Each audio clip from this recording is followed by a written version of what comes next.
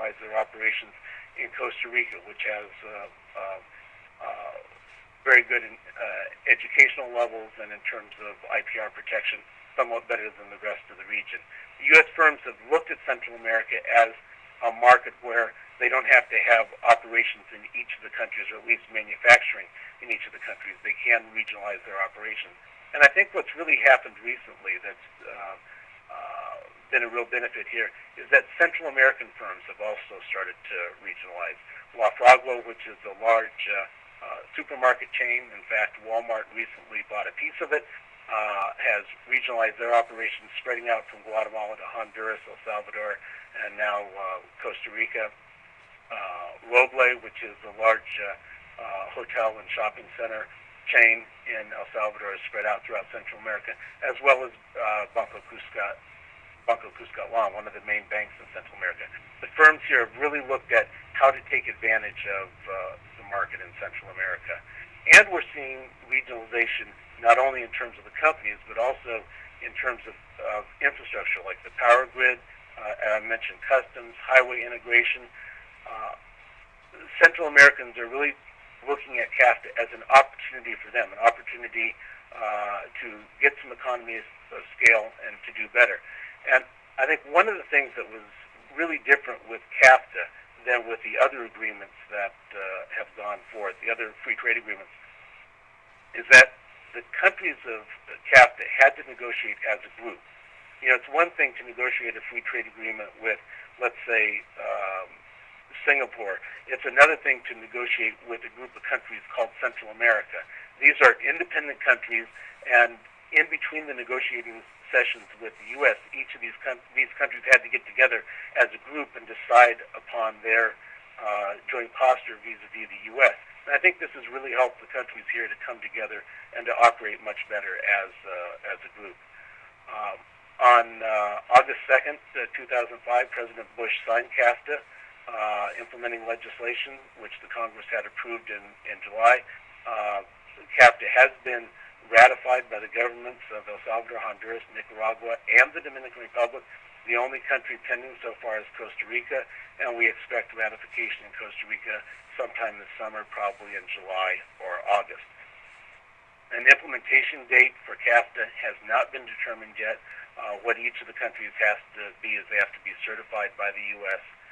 As meeting all the parts of CAFTA that they signed. We recently had, as I mentioned, the President signed CAFTA on August 2nd. I think on August 4th, 2005, the Secretary of Commerce, Carlos Gutierrez, announced a trade mission to the CAFTA countries. And this trade mission went to Guatemala City, San Pedro Sula, Honduras, and San Salvador, El Salvador.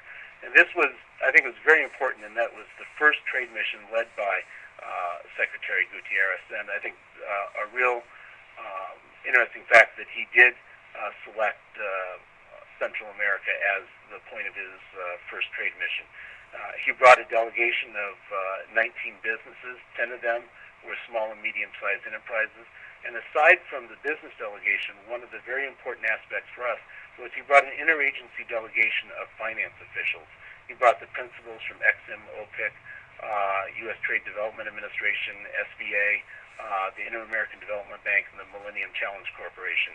And I think this is the first time that this group of officials had ever been together on a trade mission, and it really made an impact on the countries here. And I think each of the countries is really looking forward to taking advantage of the free trade agreement. What his mission also did was it emphasized certification, and I think there'll probably be some questions that we can answer later about when CAFTA will go into force.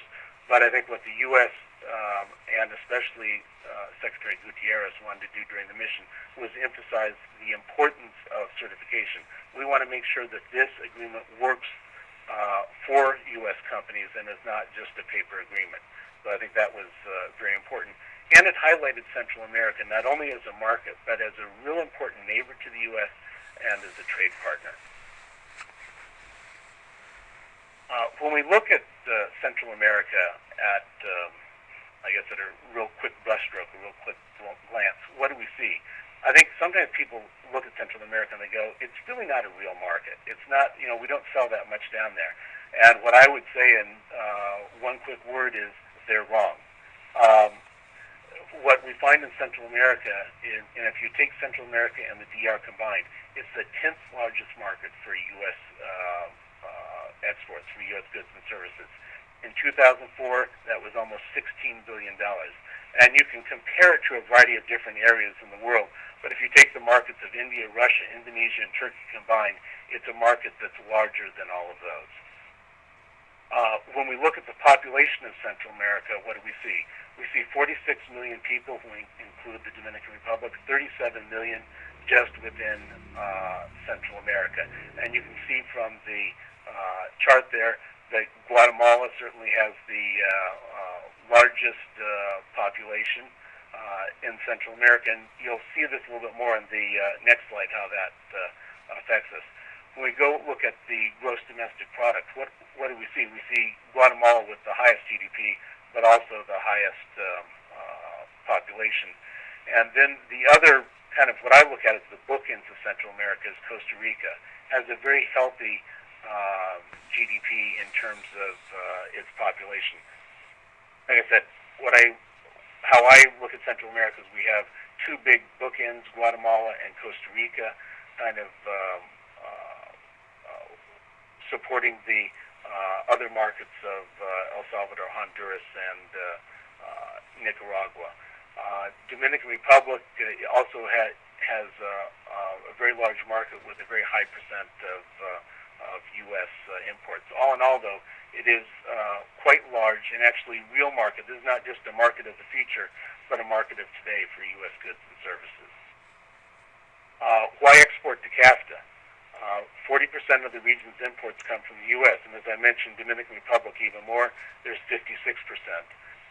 Each of the countries is undergoing ongoing market liberalization, trying to figure out which government services that they can liberalize, which ones can they make